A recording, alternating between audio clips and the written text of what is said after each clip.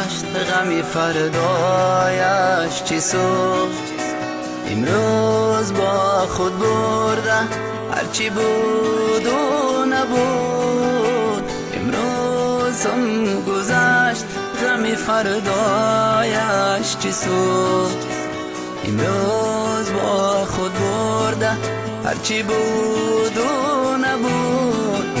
شب هم فرا رسید شبی جیران بندگی، پر از سوز و گدازه این از زندگی.